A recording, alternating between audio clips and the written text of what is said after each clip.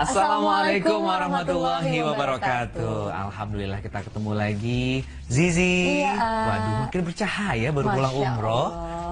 Pas banget lampunya, alhamdulillah. Gimana, ada pengalaman apa sih waktu di sana? Subhanallah, yang ada di sana pokoknya amazing. Semuanya selalu bikin bahagia dan selalu pengen balik lagi ke sana. Iya pastinya, apalagi sama orang-orang terdekat ya perginya ke sana ya. Waduh, mudah-mudahan mabrur. Amin. Ya. Dan berkaitan dengan ibadah umroh ataupun haji, sebetulnya kita umat muslim sudah dipanggil oleh Nabi Ibrahim alaihissalam.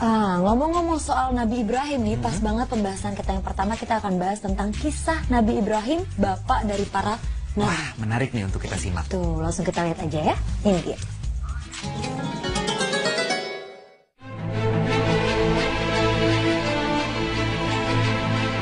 Kisah Nabi Ibrahim alaihissalam. Pemirsa beriman, sepanjang sejarah kehidupan manusia, Allah Subhanahu wa Ta'ala telah banyak mengutus nabi dan rasul ke dunia untuk menyampaikan, mengajarkan, meluruskan serta mengajak manusia untuk beribadah dan menyembah hanya kepada Allah Subhanahu wa Ta'ala. Salah satu di antara nabi dan rasul itu adalah Nabi Ibrahim alaihissalam. Maka berikut tim Berita Islami masa kini akan mengajak Anda untuk mengenal lebih dekat bagaimana sosok Nabi Ibrahim alaihissalam serta bagaimana kisah beliau saat dibakar hidup-hidup oleh kaumnya. Berikut pemaparannya. Nabi Ibrahim adalah putra dari Azar Tarih bin Tauhur. Beliau dilahirkan di sebuah tempat bernama Fadam Akram dalam kerajaan Babylon yang pada waktu itu diperintah oleh seorang raja bernama Namrud bin Kanaan. Kerajaan Babylon pada masa itu termasuk kerajaan yang makmur. Rakyatnya hidup senang, sejahtera dalam keadaan serba cukup sandang maupun pangan. Akan tetapi, tingkat hidup rohani mereka masih berada di tingkat jahiliyah. Mereka tidak mengenal Tuhan pencipta mereka yang telah mengkaruniakan mereka dengan segala kenikmatan dan kebahagiaan duniawi. Mereka justru menyembah patung-patung yang mereka pahat sendiri dari batu-batu atau terbuat dari lumpur dan tanah. Nabi Ibrahim sendiri dibesarkan oleh ayahnya yang juga bekerja sebagai pemahat dan pedagang patung. Semasa remajanya, Nabi Ibrahim sering disuruh ayahnya keliling kota untuk menjajakan patung-patung buatannya. Namun karena iman dan tauhid yang telah diilhamkan oleh Allah kepada Nabi Ibrahim, beliau pun tidak bersemangat untuk menjajakan patung-patung itu.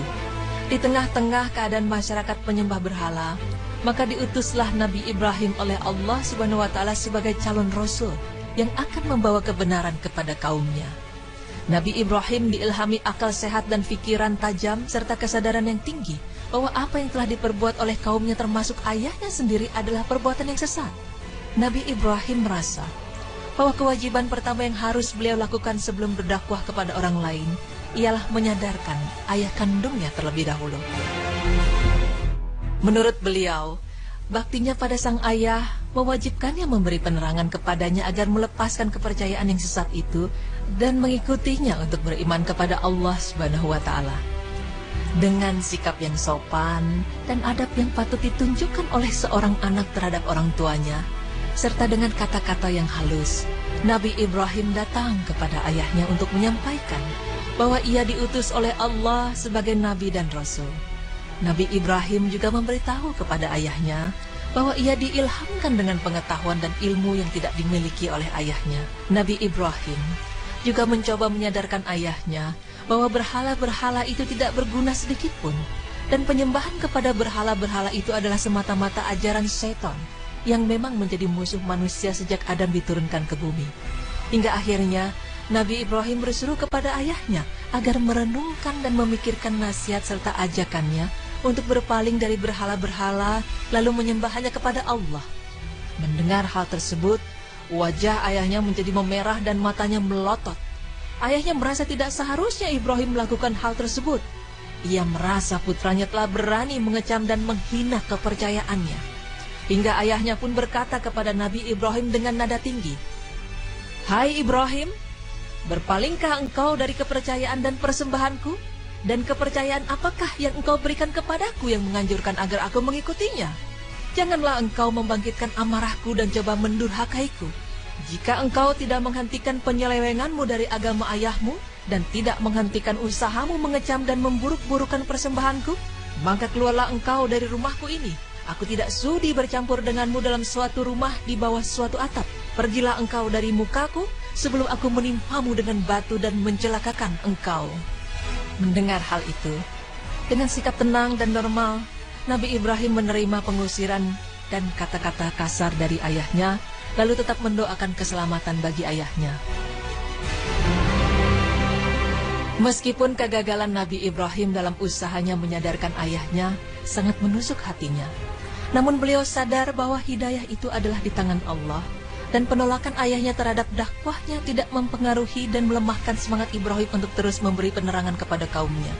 Nabi Ibrahim pun tidak henti-henti dalam setiap kesempatan untuk mengajak dan menyadarkan kaumnya tentang kepercayaan yang mereka anut dan ajaran yang beliau bawa.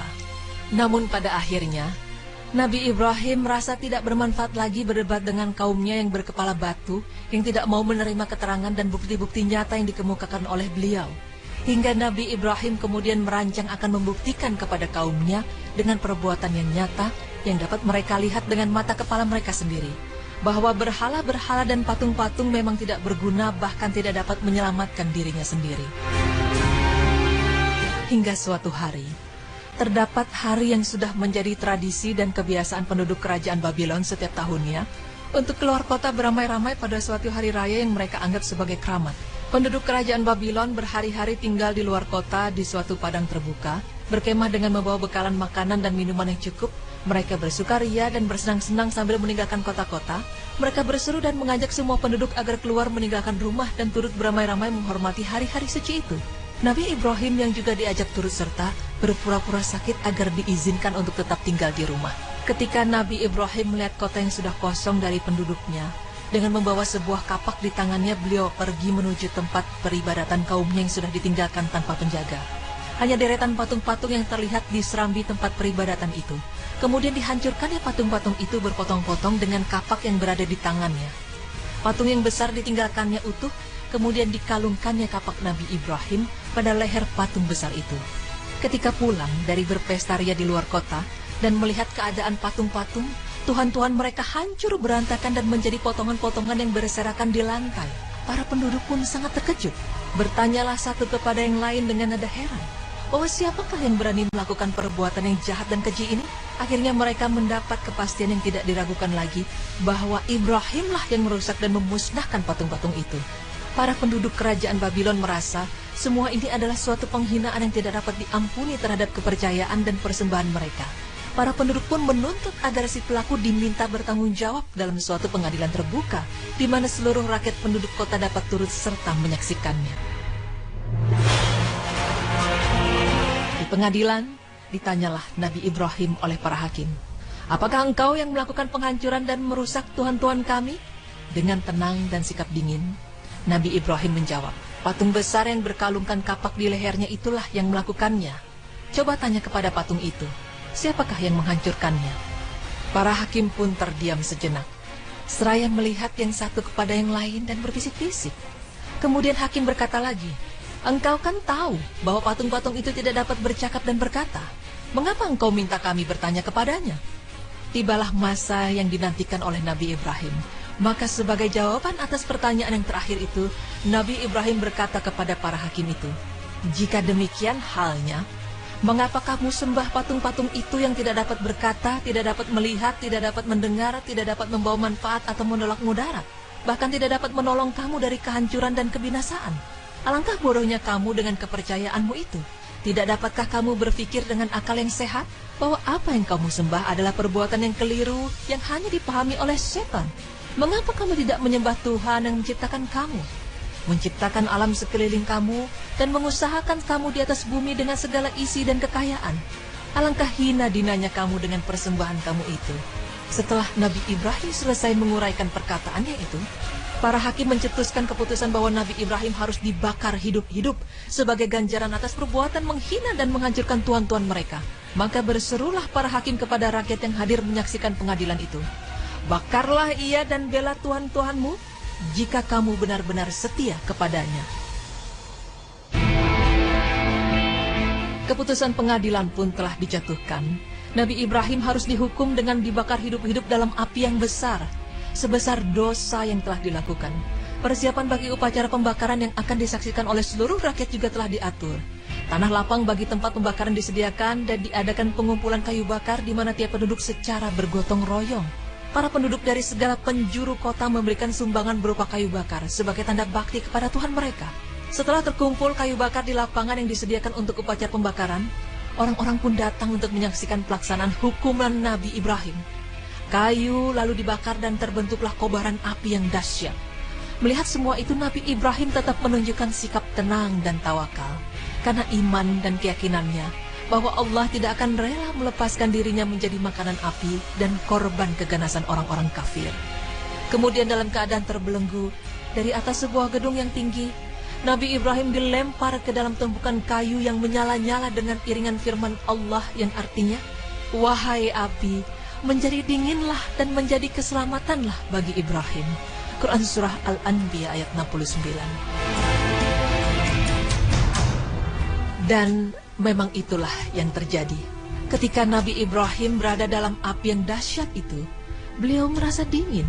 Hanya tali dan rantai yang mengikat tangan dan kakinya yang terbakar hangus, sedangkan tubuh dan pakaian yang melekat pada tubuhnya tetap utuh, tidak tersentuh sedikit pun oleh api. Semua ini merupakan suatu mukjizat yang diberikan Allah kepada Nabi Ibrahim alaihissalam.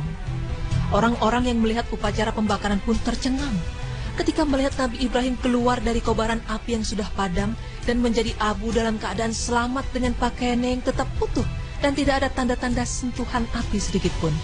Mereka meninggalkan lapangan dalam keadaan heran, seraya bertanya-tanya pada diri sendiri dan diantar satu sama lain. Bagaimana mungkin hal ajaib itu dapat terjadi? Padahal menurut anggapan mereka, dosa Nabi Ibrahim sudah nyata mendurhakai Tuhan-Tuhan yang mereka sembah. Namun, ada sebagian dari mereka yang dalam hati kecilnya mulai meragui kebenaran agama mereka, tetapi tidak berani mengungkapkan perasaan ragunya kepada orang lain. Sedangkan para pemimpin mereka merasa kecewa dan malu karena hukuman yang dijatuhkan kepada Nabi Ibrahim dan kesibukan rakyat mengumpulkan kayu bakar selama berminggu-minggu telah berakhir dengan kegagalan.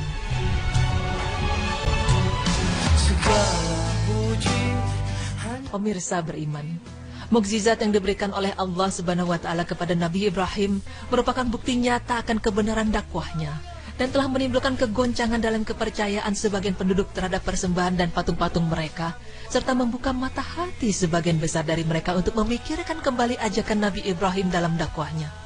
Seperti itulah kisah mukjizat Nabi Ibrahim yang diberikan oleh Allah Subhanahu wa Ta'ala. Semoga kisah tersebut dapat kita ambil hikmahnya dan dapat menambah iman kita kepada Allah Subhanahu wa Ta'ala. Amin ya rabbal alamin.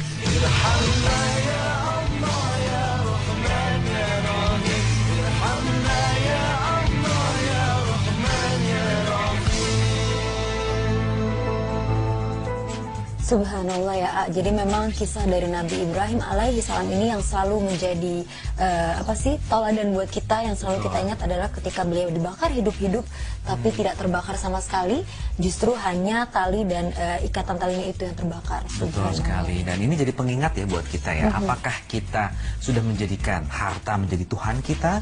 Apakah kita sudah menjadikan profesi kita, pekerjaan kita sebagai Tuhan kita sehingga kita melupakan Allah?